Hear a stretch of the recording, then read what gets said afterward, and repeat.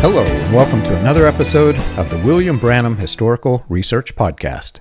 I'm your host, John Collins, the author and founder of William Branham Historical Research at william-branham.org, and with me I have my co-host and friend, Jed Hartley, son of a prophet and former member of International House of Prayer. Jed, it's good to be back and to continue our conversation we had started into last week, but we were talking a bit about the fasting, and I mentioned, I don't know how far I went into it, but I did mention that I had a conversation with Adam Short, and we were talking about fasting, and he mentioned that if you do the intermittent fasting, it can lower your A1C. We got all kinds of hate mail and comments, and I got people email me, no, that's not right, John, A1C is 3 months. Well, I can assure you that fasting does have an improvement on your A1C. I am living proof of this. It doesn't directly affect the A1C by fasting just 2 or 3 days, right? But if you do it over time incrementally, it will lower your blood sugar because you're cutting out carbs. And when you cut out carbs, the carbs don't turn to sugar. You have less sugar, therefore your A1C lowers. But this is a fascinating discussion for me. I studied fasting not from a religious standpoint because we didn't have the same thing that you did. Even though latter rain, the premise of it was fasting when it started. It was totally forgotten by the time the cult emerged that I grew up in. But I fasted for medical reasons because I was pre-diabetic. And so I spent I probably spent a year studying intermittent fasting, how it works, what it does to your body, and in many ways it's very healthy because it can retrain your cells to be more active. And so therefore, one of the theories was that if you practice intermittent fasting, not anything extreme, but for me it was, I think men get 600 calories per day, and you fast. I did the one where you do all day. So Monday and Tuesday, I did 600 calories only per day, no carbs. And then Wednesday through Sunday, I had normal meals. And I lost 44 pounds in 44 days, which was amazing. My blood sugar, my A1C did get better. And in fact, I thought I had reverse diabetes because the numbers on my meter were so good. I was in the normal range every single time I tested it. Apparently at night, I was still having some issues, so it did progress. But however, all that said, fasting when done correctly can be a good thing. It can be healthy. It's not for everyone because there are people that you can get very, very sick if you did what I did. So I'm not recommending it by no means. But anyway, today we're talking about fasting and IHOPKC and their hyper extensive methods of fasting. Yeah, well, and I think that with a lot of these different things, you can have healthy and unhealthy ways about like fasting in of itself. Is it beneficial? Is it not beneficial? Is it from a health standpoint, from a religious standpoint? I think that like I don't want to speak universally at all about how people might experience fasting and how that might affect their lives in positive or negative ways. What I can say, though, is from a personal perspective of what I saw at the International House of Prayer. First of all, you got to be really careful about any of that sort of stuff when you are in development stages of your life, when you are need that sort of nutrition, or if you are pregnant and you have, even if you're have a newborn and you are nursing, there are certain times where fasting should just be off the table, and it's during any sort of stages of development, or if you are helping with, an infant, you're nursing an infant. Like there's a couple of times where it's just like no goes, but and unfortunately at the International House of Prayer, there wasn't a whole lot of good conversations about responsibility around fasting. And what was really problematic about the entire experience of fasting is that it was couched within these very intense conversations and spiritual means, right? Like we were talking about last session or last discussion, there's all of the friends of the bridegroom bridal paradigm mentality that Mike Bickle instilled in the International House of Prayer, and this sort of like longing desire to connect with the Lord, and this sort of disconnect between that he is going to return and that we need to fast and ready ourselves for his return. And so there was a lot of intensity that surrounded fasting as well. And there has to be if you're going to fast for, 10 days at a time or something like that. And so the mental toll that it would take on me and the other individuals that I saw within my community, both children, adults, etc., would be really pronounced. It's kind of like, have you ever watched the show Survivor? Oh, I love Survivor. Yeah. Yeah. I mean, they're doing some of that, not intentionally, but they're eating only coconuts or only drinking water and sometimes not even eating any food. And the whole point of it is that it's kind of torture, and they're in this midst of this competition that is really intense and high strung and everything like that. And so we were doing it. I think I'd be great on Survivor because I've already, You've already done it. I've already survived. So no, but it is that it's the mental stress in conjunction with the physical stress that you're feeling. There is so much anguish and fear in the premise of what fuels the fasts, that you can't help but just have this sort of psychological torture. I looked at IHOP's website today just curious how they talk about fasting, and here they pull from Matthew 9:15 that says, "But the days will come when the bridegroom will be taken away from them, and then they will fast." And that's just it. There's no context of the rest of that conversation, whatever it's about. It's just the bridegroom will be taken away from them, and then they will fast. And I was like, man, perfect encapsulation of what the fasting culture at the International House of Prayer was. The bridegroom has been taken away, and we are fasting until he returns. It's pretty simple. And then there's this idea too that fasting will open up the floodgates for spiritual experiences. So not only are you in this place of mental anguish, but then you're hyper spiritualizing whatever experiences that you have during that time. And like I said in our last podcast, if you don't believe in demons, just fast for 10 days and you'll start believing in demons, because you'll start seeing stuff. And there's, it's when you withhold nutrition and when you put yourself in a state of mental anguish, and mental and physical strain, you're going to have experiences that can be very easily labeled spiritual experiences that are purely physical reactions to the state of stress that you have put yourself in. So let's talk a bit about just the dynamics of fasting for people who've never done it. I've done it. You've done it. My method of doing it was probably much different than yours. Right. But so like I said, I did not do it for religious reasons. I did it for health reasons. And for me, it all started with a TED Talk.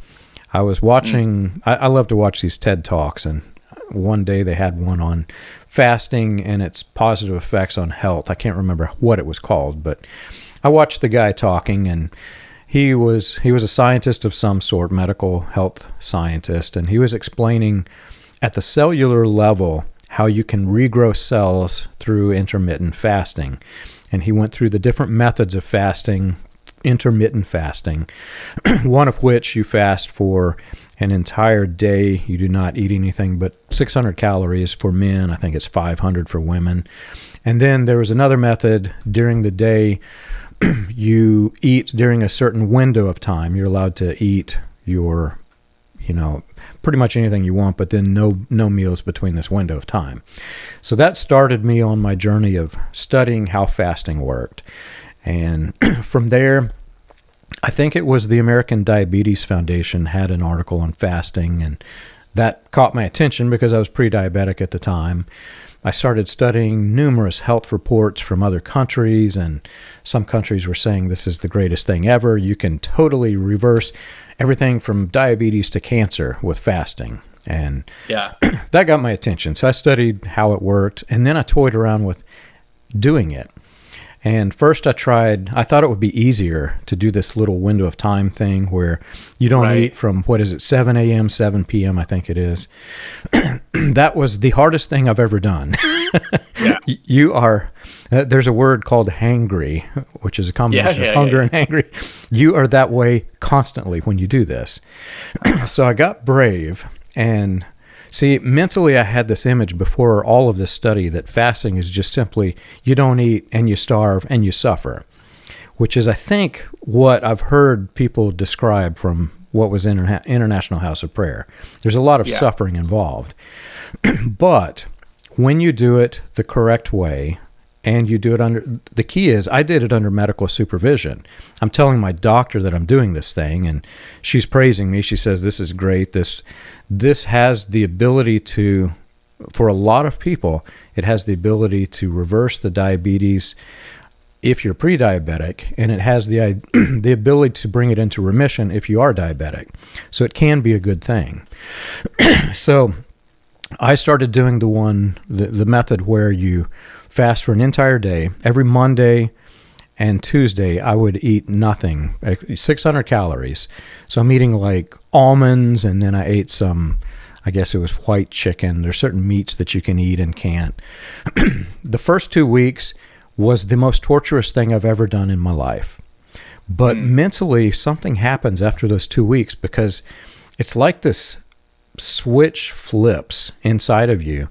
And suddenly, when you go into the fasting mode, your body consumes your body fat, and you're not hungry at all. If you can make it through that first 2 weeks, you're not hungry. So I did it for, I can't remember, 44 days. I can't remember how many weeks until it went away. But there was a point in time in which I actually felt better during my fasting than I felt when I wasn't fasting. And I was exercising, I was in the gym, it was great. So that's the medically supervised version of this, and it can be a good thing. Now, what I'm hearing from International House of Prayer, they were using it for a means to make the people feel the suffering, because they wanted to show themselves, show the more pain for Jesus, however they phrased it. Which is entirely different thing than having a doctor watching you, making sure you're okay. Number one, making sure that you're not doing damage to yourself. And that's one of the questions I've had. Were there doctors on staff who were monitoring each of the people who were fasting to make sure they were okay? I certainly know. I think that they have gotten better since I was there, because I think that I don't know if there was lawsuits, but there were certainly, I think I told this last week, there was a young infant who died because her mother was on a restrictive fasting diet, and she just the child wasn't getting enough nutrition. So I think that IHOP has since adopted. I still don't think that there is probably doctors or any sort of medical nutrition advice. There are probably more warnings, and there's probably, I would hope that the culture itself has eased up, where there isn't that sort of social pressure that everyone's fasting. I know that this is a huge thing, especially at IHOPU, when you have young, zealous students, where it's like everyone's fasting. And then if you see one of your IHOPU fellow students at a pizza place or something eating pizza, there's this sort of like, you've betrayed what we're all doing. I know that was a huge thing during my time at the International House of Prayer. I would like to hope that it's improved, but I'm not sure. But I think what you were talking, like, I I think that you were really getting to the heart of what makes it different between fasting, where you're doing this intentionally with a doctor. It's just you have good health informed individuals who are alongside doing it with you, and who, you're not just left to your own devices, and so there's a lot more wisdom in the way that you're going about it. But also the intention is just wildly different, and that really changes the effect, because if you are fasting for health reasons, right, you are wanting to improve your body, you're wanting to be in a better state, you're wanting to, like, there's a lot of people who will fast when you're trying to put on muscle weight or whatnot. Like, you'll have times where you try to cut and you try to get healthier, or I think sometimes it's more about aesthetics, but genuinely it's about, generally it's about improving your physical state of being. And that's fundamentally different than what is happening at the International House of Prayer, because what's happening at the International House of Prayer, it's not about improving your health. It's an ascetic, it comes from an ascetic tradition of self-denial. And that's 100% what it's about. It's paired with a lot of sexuality. I remember I was at this young adult or young men's camp. I can't remember if it was explicitly an International House of Prayer camp or if it was auxiliary, but it was this camp where a lot of young men were being trained to be warriors for God, and it was this sort of like go out into nature, roll around in the mud, and become more manly sort of spiritual experience. It wasn't very spiritual, but that's how it was billed, like, for it. And I remember one night we were required to fast in order, and during that night, one of the pastors or one of the group leaders gave a speech about conquering the flesh.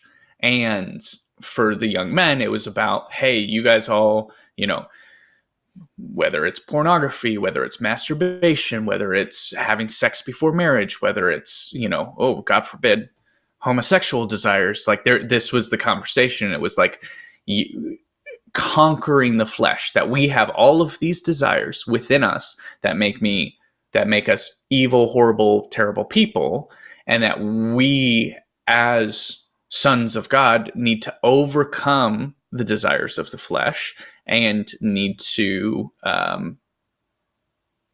conquer those things. And so, fasting was this sort of like exercise in a very ascetic tradition of denying the self, and even like kind of in hatred of the self, because it's like, oh, I love God and I love the spiritual aspect that he is drawing out of me, but I hate who I am. I hate this meaty, fleshy individual that I am.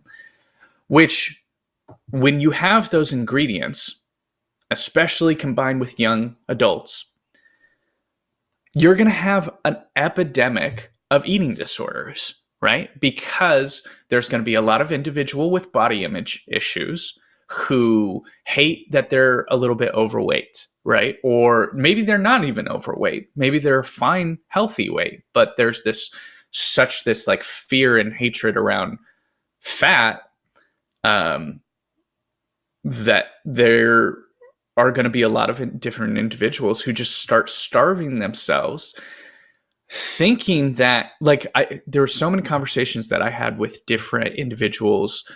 Like, I genuinely remember having many conversations with young men and women who had eating disorders, and they had no idea they even had an eating disorder because it felt so spiritual, right? There was this sort of spiritual hatred of their own body, and this fasting experience was a way of like punishing their body and they had no idea that they just had an eating disorder, and it had everything to do with like body image stuff, because that's the way that we talked about it in the International House of Prayer. So there's this other element that we should probably bring into the mix, and that's the cultural aspects of fasting. Yeah. Because if you read the Bible, you're going to find many passages about fasting. It was a cultural thing for not just the Israelites or the new Christians. Everybody in the area fasted. It was a way of life for many people. And, you know, for a lot of people who were in very poor areas, they didn't have a lot of food anyway, so fasting was much easier when you didn't have anything to eat, right? Right. But there is a religious application to fasting according to the Bible. However, in the Matthew, for example, it says, make sure your fasting is not seen by others, but to God alone, because this is a secret between you and God, that you're fasting. Right. So whenever I looked at the latter rains version of hyper fasting, I think Franklin Hall called it the atomic power of God through fasting and prayer. And they would all get together and they would fast, and you could see that these people were fasting. They were totally ignoring that passage that said this is to be done in secret. Whenever I did my fasting for medical reasons, I wasn't bragging that I was doing it. I wasn't telling anybody they should do it too. There were some people who were unhealthy that I said, hey, this might help you. You might want to look into this. But it was something that I, for the most part, I kept to myself, and nobody really could tell it. Yeah. Whenever you put this into the context of a group of people who are trying to not enforce, maybe that's not the right word, but to encourage many people in the congregation that you should be fasting, to me that's a little bit awkward, because how do you make that apply with Matthew 6:18, where it says this should be done in secret? Yeah, it becomes performative. It becomes this social thing that people are pressuring each other to do. It becomes a competition of who can fast the longest. That was a huge thing too. It was like someone does a 10-day fast, someone else is like, oh, I'm going to do 15, and then it's 30, and then they go to the hospital because that's just too long. Yeah, no, totally. And what built into that sort of doing it for the performance of it, there was a lot of hypocrisy with fasting. Mike Bickle himself would have these fasts that he would call, and he would not actually be on the fast. There's stories of him going and eating while everybody else was supposed to be fasting, because he gets to make the rules, so why not? My dad was 100% like that. My dad could not fast to save his life. And like I said last week, he would find ways to walk up to the line of breaking the fast. So juicing hamburgers so that he could drink. It's a juice fast, so you're only drinking juice. So he puts a hamburger in a blender and drinks it because he needs to eat and thinks that somehow that's helping. But there was a ton of hypocrisy of people calling fasts and then not actually doing it themselves. And yeah, again, it totally goes into that. When it becomes a performative thing, when it becomes like a self-flagellating thing,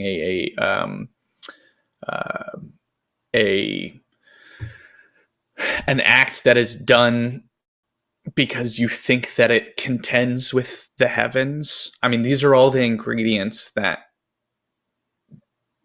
regardless, there might be some people who are listening to this podcast who actually still do a lot of these sort of behaviors and might disagree and think that it's worthwhile. But I have just seen the effect of that. I'm not even saying what's right or what's wrong. I'm saying when you fast performatively, when you fast and do it for like ascetic reasons, or when you do it to contend with the heavens and bring in the ushering of the new kingdom, all of these things will result in mental distress, absolute physical distress, genuine bouts of mania. You said it yourself too, of like when you first start fasting, your blood sugar goes down so much, and so you just become mean, right? Like people are much less kind when they are food deprived. And so when you have an entire community doing that, you have a community of assholes that suddenly pop up because no one's been eating. And so everyone is just mean all the time and cranky. And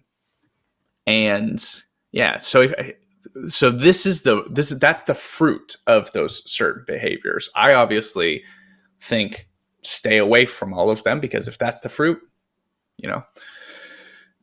there's not a whole lot of good that comes from that type of fasting, which is distinctly different than some of the fasting that you talked about. Or one thing that I was thinking about too is, like, I live in Los Angeles, the land of different fad diets, and you will have two people who are doing two completely opposite fad diets. Like one's like no grains and only, nuts and this or something like that. And someone has another that's like only grains and nuts. And you're like, okay, I don't understand how this works. But I think that it generally, like, I'm actually pretty pro people doing any of these different weird diets, because it just forces you to be more intentional about your health and what you're eating and to think about it. And if you're doing it for the goal of being healthy, then I think that anything that pushes you to be intentional about that health is generally going to reap positive results. Obviously, there are some fad diets, and there's some people who are fasting who probably shouldn't be, and there's like wisdom that goes alongside of that. But when it's for the purpose of actually edification of your body and soul, then fantastic. But that is largely not the type of fasting that I saw growing up. Have you ever wondered how the Pentecostal movement started, or how the progression of modern Pentecostalism transitioned through the latter rain, charismatic, and other fringe movements into the New Apostolic Reformation? You can learn this and more on William Branham Historical Research's website, william-branham.org. On the books page of the website, you can find the compiled research of John Collins, Charles Paisley, Stephen Montgomery, John McKinnon, and others, with links to the paper, audio, and digital versions of each book. You can also find resources and documentation on various people and topics related to those movements. If you want to contribute to the cause, you can support the podcast by clicking the Contribute button at the top. And as always, be sure to like and subscribe to the audio or video version that you're listening to or watching.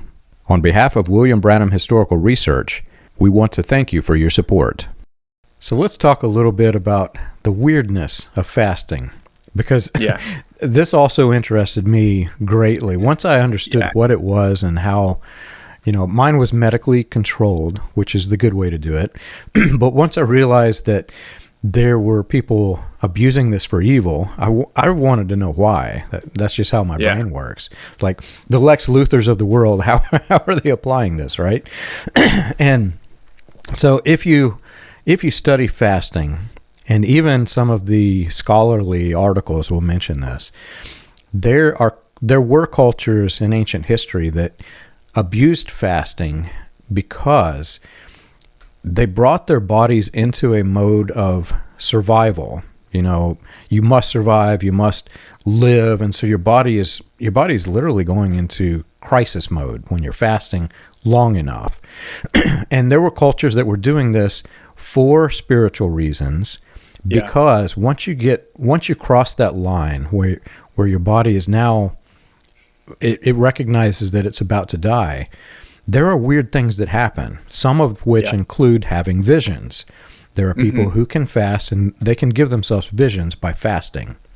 And spiritually speaking, it's not unique to Christianity. In fact, if you read the Bible and you read about fasting, and you understand the culture surrounding all of this, it's more as though it was a cultural aspect than it was a commandment by God. Because there is no commandment by God that says you must fast. There are just people who are doing it because that was the culture. That's what they came out of. But there were people who were fasting to get visions, to get into a hyper spiritual state. And from a scientific standpoint, the way this works is very complex and unusual because, as I mentioned, after you fast for a certain period of time, there's this internal switch that flips that tells your body, okay, I was consuming food through my mouth. Now it's like the camel's back that's on my gut. I'm going to start eating from this now. And this switch flips and you literally start eating your fat away. But with that is all of the toxins that were in your body. So your body starts consuming the fat, the toxins, and the junk that's in your gut isn't something that you would ever put in your mouth. You did, obviously, but if you were to just see this hunk of toxic sludge, you wouldn't ingest it. But your body is doing this, and it's not ingesting healthy things with it. So chemically, it puts you into a state where your mind is not getting the correct nutrients and blood flow that it needs, and the things in your blood, it's trying to purge all of those toxins out. So you literally get into this, I'm going to say it's a false spiritual state because of all this toxins that's going through your head, right? Yeah. I never went to that level to experience it, but I was really curious what it would be like, because if you read about the ancient cultures and how they did it, the Native Americans, for example, they would go on these vision quests. They'd go out alone in the woods. They would eat only, they would actually go through a fasting period, but they would try to eat only what they killed. And if they didn't kill anything, they were very hungry, and many of them saw visions. That's the reason they call it a vision quest. So when you take all of that knowledge and understand, now recognizing that the latter rain movement, their focus was more on the signs and wonders than it was on the Bible and God. They wanted people to get into this hyper state where they could have a vision because they called it the spoken word. They're having new spoken words. This is a new Bible that we're writing. It's a new New Testament that we're writing. So they would want people to get into this state. One of the ways in which they could do it is through fasting. And if you fast long enough, but you have to do it the unhealthy way, not monitored by a doctor. A doctor would tell you, no, don't do this. This is a bad idea. But they would go that direction because they wanted to bring forth the vision. So the next question I've had about all of this, what was that like? Were people actually getting to the point where they were so nutrient deprived that they were getting to a state of euphoria and having visions, etc.? Yeah, there was multiple. One of the solemn assembly that led to a lot of IHOP's prophetic history was a 21-day fast that supposedly happened. That was before I was alive, so I don't remember anything from that instance, like personally, obviously. But growing up, I remember Alan Hood. There were several times where Alan Hood had like these long, prolonged fasting experiences that he would then have revelations afterwards. And Alan, like, is I like Alan, and he's a man who I think is reckoning with a lot of the like bad things that were happening at the International House of Prayer and starting to come to terms with a lot of this. And he has spoken out against Mike, but like he definitely would do.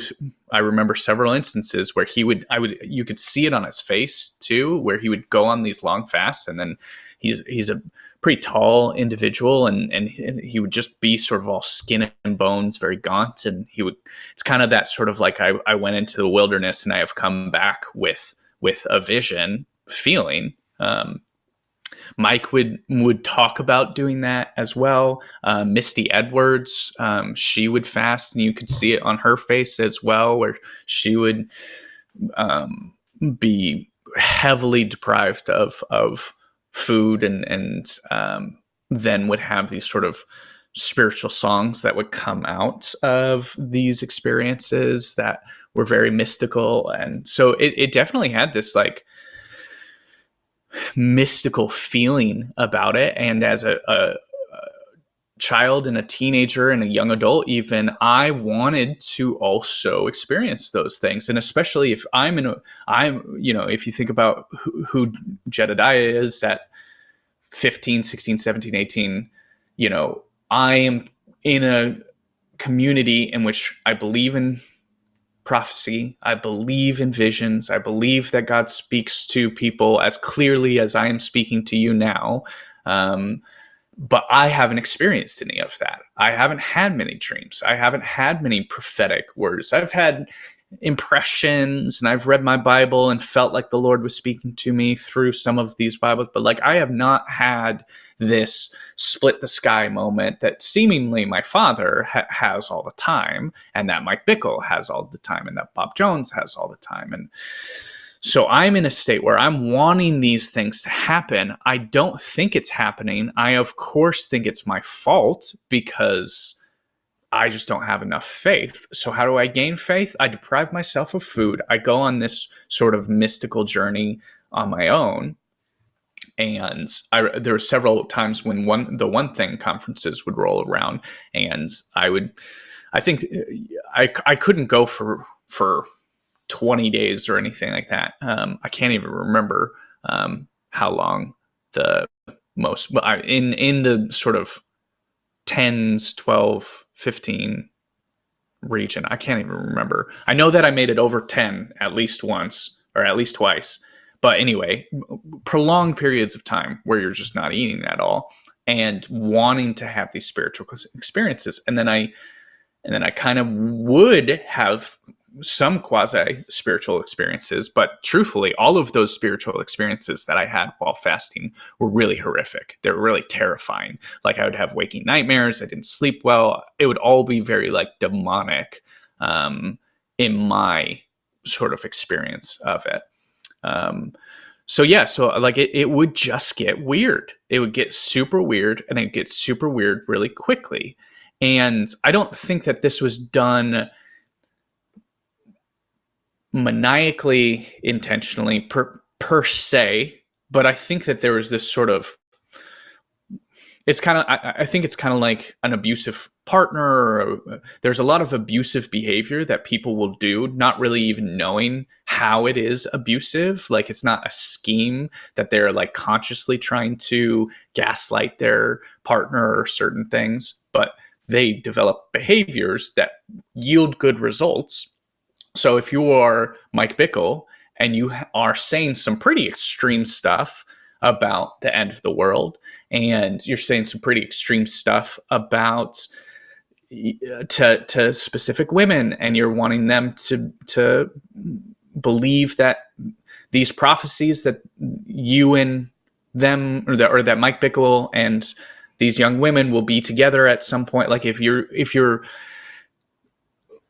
laying the groundwork for some really problematic red flag prophecies, and you recognize that, hey, this teenager that I spoke to was fasting when I spoke this word to her, and she received it a lot better while she was fasting, then you are like, oh, maybe I should start having people fast more often, because in weaker states, I don't know if it's a conscious decision of like, I am going to withhold food from an entire community of people so they will believe the thing that I'm about to say.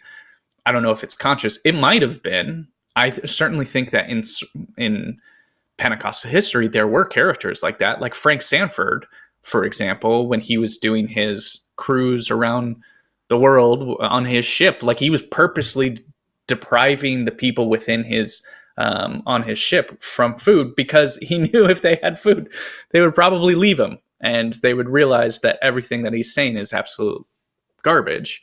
But anyway, whether it's consciously intentional or not, it is the fact that these behaviors are very controlling behaviors. The fasting in and of itself makes people more prone to believe radical, crazy things.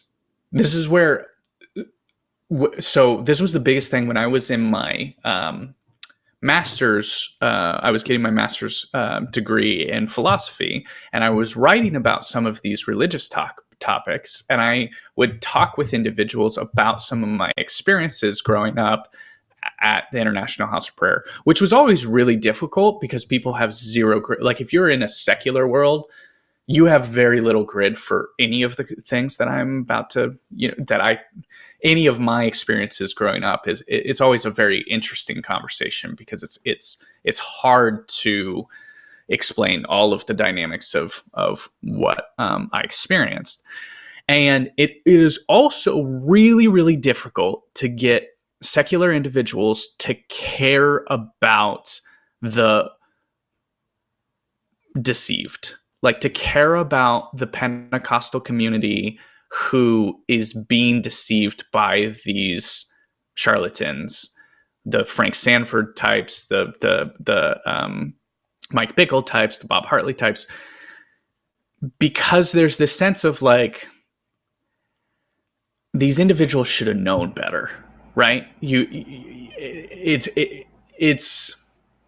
like someone who signs up for those, the email chain letters or those quick, easy gotcha schemes that are clearly fraudulent now. Maybe it was different in the 80s and 90s when a lot of those things were not as popular, but your grandma sends $3,000 to the Prince of Nigeria. You're like, grandma, come on. Like, there's this sort of people being deceived. You see them as very gullible and naive. And I remember having a conversation with one of my professors because I was writing this paper and him and I were going back and forth about this particular issue. And I was like, I do not think that you can understand what I am saying in this paper until you fast for 10 days straight. And I was like, if you want to know what I'm talking about in this paper, you have to fast for 10 days straight. And he was like, I'm clearly not going to do that. And I was like, okay, take my word for it then on this, because it's just different. Like the red flags that you see from the outside looking in are so obvious and glaring. But when you're inside of it, for a variety of reasons, but fasting in particular will just make the willpower of the individual, it'll so diminish the willpower of the individual, and it will so sensationalize so much of what is going on within the community, where you will start believing things that at the beginning of the fast you never thought you would believe. And I think that that's why it becomes a sort of transformational experiences. I get why it's a spiritual experience. A lot of people will go into the experience thinking one thing and they'll come out fundamentally changed. But so it's a powerful experience, and maybe sometimes that's used for good, but largely I've just seen it used for evil. I've often thought about that as it relates not only to the latter rain, but also to International House of Prayer, the level of confusion that people get into when fasting. So when I was doing my non-spiritual fasting, I chose 2 days, but I wanted to experiment and see, was there any benefit in 3 days? Because as I was listening, I think it was the TED Talk mentioned that some people do it for 2 days a week, some people for 3. And I was like, well, why? What's the difference? And what I found was that for me, for my body chemistry, I saw no effect on the 3rd day. In fact, I was losing more weight just by doing 2 than I was 3, which was really weird to me. Why is that? You'd think you'd lose more weight, right? But anyway, so I chose the 2 days. One of the reasons why I chose 2 instead of 3 was on that 3rd day, I entered into a state where on the 2nd day, my brain was hyperactive. I was thinking more clearly. I could run harder on the treadmill. Everything about me was better on that 2nd day of fasting. But on the third day, it was the opposite. I still felt better, and I could do, I could lift weights, I could run like crazy, but mentally, and I work with my mind in IT, mentally I Right. was finding myself was a little bit slower to pull up answers out of my head. So I realized that this is probably not good for me to go that third day. So I've often thought about the leadership because did they know that people who are fasting enter into a state of confusion and they will believe anything that you say? Yeah. Or B, if they had fasted themselves, they would have had to have realized this, because if you've done it, you realize this. You know that you go into the state of confusion. So the next question that came to my head, were they really not fasting themselves? Kind of like the Frank Sanford thing you mentioned. Had they just never done it? And I know these questions will never be answered because you'll never get a truthful answer out of any of these guys. Right. But my opinion is that they probably did experiment with it. They probably knew that they could get people into a state of confusion. But I doubt they continued it themselves because they did not want to lose their game that they had created, So all of these questions were raised, but for me, I just simply realized that for me, 2 days is good, 3 days was no good, and if I were to go beyond that, I'm picturing a 20-day fast, man. I might have believed this flying spaghetti monster if it was preached to me behind a pulpit. Yeah. I mean, especially if you believe in any food-related gods at that point, flying spaghetti monster would be perfect at the end of the fast. I might eat the god. Right, exactly. Well, and so one of the other big things that set the International House of Prayer separate from a lot of these other New Apostolic Reformation churches, even, or just the charismatic non-denominational churches in general, was it was 24/7, of course. So you also had the fire in the night, or you had a bunch of interns and young adults who were keeping the prayer room kind of alive and active during the wee hours of the morning, and who would be there. It was kind of their jobs to be there from like 10 p.m. to 6 a.m. So in conjunction with fasting, what's the other thing that you see in cult communities, or in if you look at any example of brainwashing throughout history, the two ingredients that you're always going to see are food deprivation and sleep deprivation. Like that's the attack the physical body is the best way to brainwash the mind. Like it's pretty straightforward. And so you had a bunch of different, you had all of these young adults who were being brought to the International House of Prayer, who were being required or firmly encouraged to fast, and then actually being required to have night shifts, which they were given time to sleep, but anybody who has ever done a night shift knows that really screws with your sleep schedule, and it's just so much more difficult to have a good healthy sleep schedule when you are working at night. Plus, they weren't giving them a lot of money, so how are you gonna pay for your living expenses? You might have a small stipend, but no one who was like an intern at the International House of Prayer was making enough money to live. So you were either raising support, and if you didn't have support, you were having to have some part-time job to fill it. So if you're working at Trader Joe's, and then from 8 a.m. to noon, working sort of a part-time job doing that, sleep from noon to 6 p.m., and then get up at 6 p.m. and go into the prayer room and spend the rest of your sort of waking day in the prayer room at night in this sort of like weird frenzy. Of course, you're going to have a lot of people who psychologically break, and you're going to have a lot of manic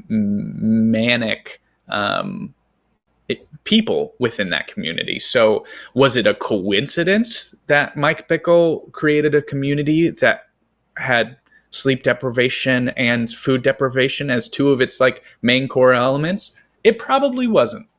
It probably wasn't. That's probably a good indication that there was a cult leader who knew to some extent that he was building a cult and liked the benefits that came about of having a bunch of individuals who are a part of an organization who are in this constant state of mental fatigue. I'm glad you brought that up, because that really the point I wanted to drive home with this was exactly what you just said. So I studied fasting for the positive benefits, and for somebody with diabetes, it can be very positive. It can actually reverse it or bring it into remission. But there are a number of associated dangers with intermittent fasting. Not everybody's body chemistry is the same. So right. if you have, for example, if you're prone to eating disorders, and that's a condition that runs in your family, I think you mentioned this before, intermittent fasting can trigger the eating disorder, whereas you may go through your life absolutely normal, but once you start doing the fasting of any kind, you can trigger that, and then suddenly you've got a disorder for the rest of your life, and it's very, very difficult to conquer that. And also, as you just mentioned, this was really the one I was going to really hone in on. If your family has a history of mental health issues, the intermittent fasting causes a stress response. When I mentioned that first 2 weeks, one of the things that you feel is you're so stressed out, your body thinks it's going to die. It's going in survival mode, right? Well, that stress hormone that's really cortisol, I think it is. When cortisol is released, for a lot of people, it can be a good thing. It can make you, the stress hormone sometimes makes people focus and hyper-focused. But if you have mental health issues, that stress hormone can also trigger other things that also may have lied dormant in your body. Yeah. So say say your family has history of depression or bipolar disorder. That stress hormone may trigger it, whereas it may have been dormant the rest of your life. So it can drive you into mental health issues that you may never have experienced without fasting. That's one of the dangers of it. There are interactions with medications. And I have not yet, and you may correct me if I'm wrong, I've listened to quite a few different sermons by Bickle and others who do the fasting. I've not yet heard any single warning about if you're on a certain specific types of medication, don't do this because you might die. I've never heard this. But that's a big thing. And the other thing for me personally, the sleep disruptions that come from fasting, I could not do it long term because I sometimes struggle with sleep anyway. The intermittent fasting with the releasing of the stress hormone, it makes you where you have trouble sleeping. So there are people who, like, I don't have insomnia, but there are people who might have never had insomnia had they not done this. So there's and there's a list. You can go online and find the risks of fasting, but there are risks that I don't think the church has warned the people before they started encouraging the people to do it.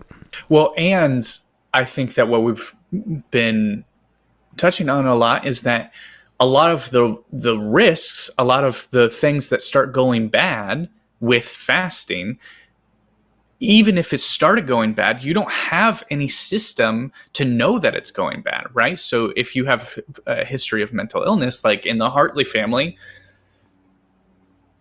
we got some history with some stuff there. And so like if my niece, don't want to say this about that, but if my nieces started doing like fasting diets, I'd be like, let's be extra careful, just because that can trigger a lot of like mental health issues. And but if you're in the International House of Prayer and you have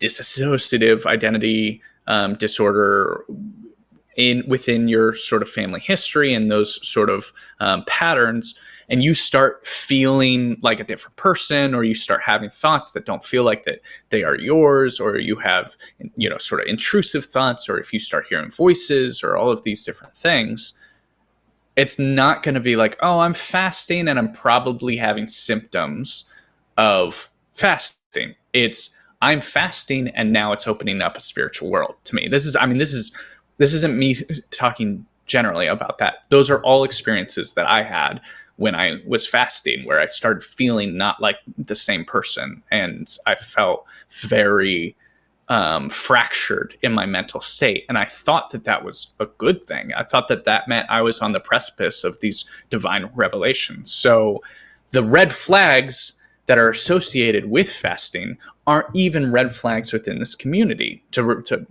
like you said, with eating disorders, a lot of people probably who are still at the International House of Prayer right now, or auxiliary sort of similar types of churches, there are probably hundreds of different individuals who have eating disorders and don't even realize that it is an eating disorder, because they've so hyper spiritualized that experience.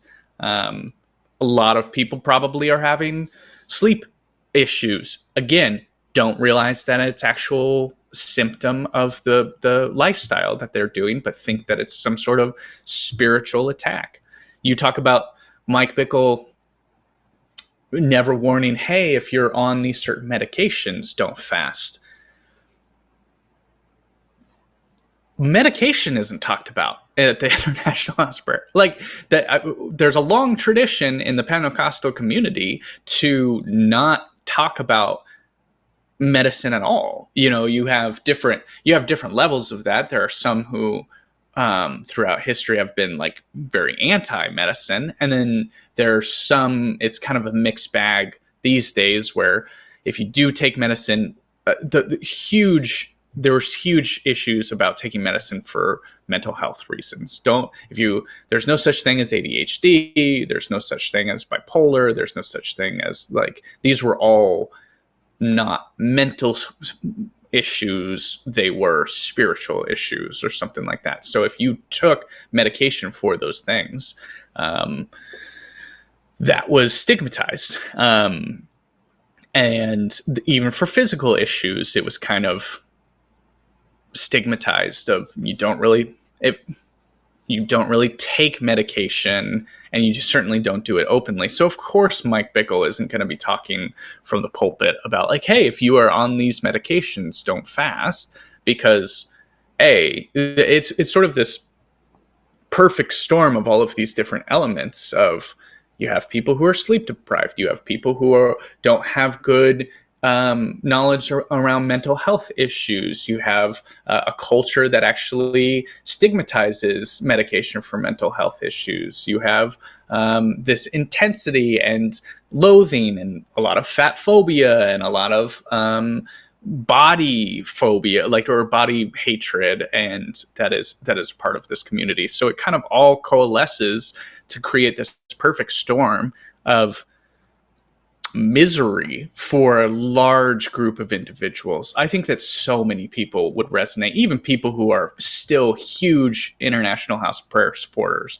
would hear the thing that I'm saying and be like, yeah, it was pretty miserable. Like, I don't think anyone's like, oh yeah, I enjoyed that 21-day fast and what it brought me, it just created so much misery.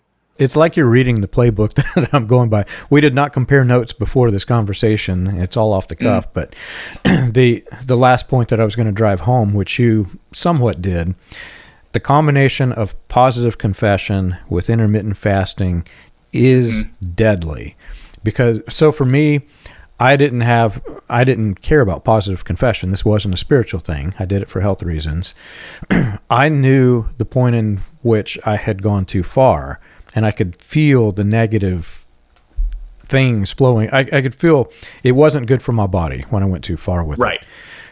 If you're in the state of mind where you're doing this for religious reasons, and then you entertain this notion of positive confession where you deny everything that's going on with your body, well, now when those negative things when your body starts telling you, hey, you're doing the wrong thing here, now you ignore that. You're actually ignoring the signals that God put in your body that tells you, stop, don't do this anymore. Yeah.